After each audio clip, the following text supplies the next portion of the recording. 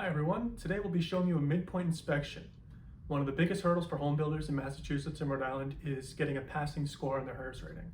So in this video we're going to show you exactly what it is that HERS raters will look for when they're walking through one of these homes. Here we are in beautiful Westport, Massachusetts, doing a midpoint inspection for a home under construction. We are the HERS raters. We are here to look at the quality of the insulation before the sheetrock is installed.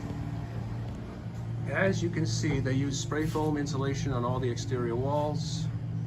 This is a low density spray foam insulation, and you can tell by touching it, if it's soft, which this is, it's low density, or open cell, it's the same thing.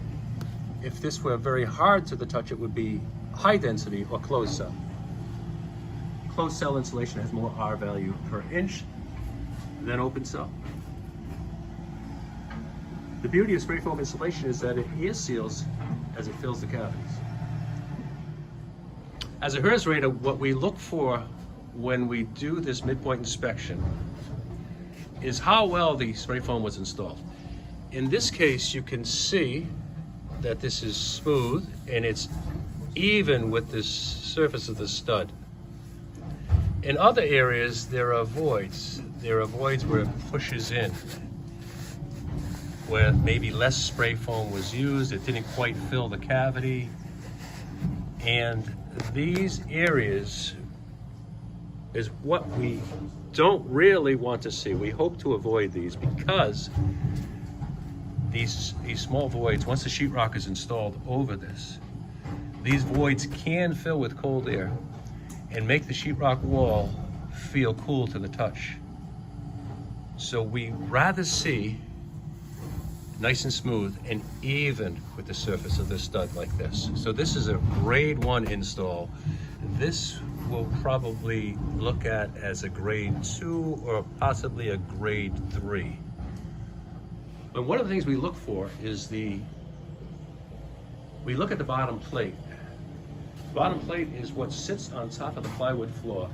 We really want to see a bead of cork applied to the entire perimeter where this bottom plate is, because surprisingly a lot of air can come in through this bottom plate.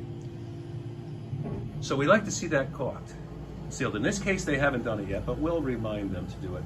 Another thing we like to see is penetrations that lead down to unfinished basements, like we have in this home. These pipes coming out they're for the kitchen sink, and you can see that the plumber made holes that are bigger than the pipes, and these holes really need to be sealed also. This is how you get good blower door test results. Also around the windows, you can see, even though spray foam was installed in all the walls, they also had to put spray foam around the gap where the window and the framing meet. And here they did. Up on the rim or band joist, they use a different type of spray foam. That's a high density spray foam they used, which again has more R value per inch.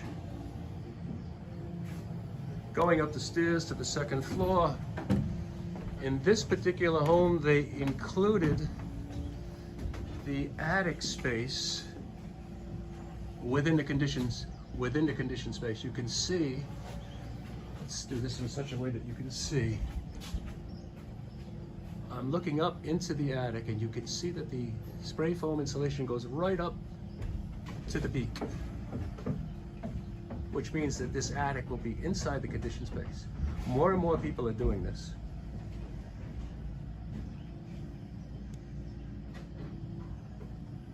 That ceiling has approximately 10 inches of spray foam.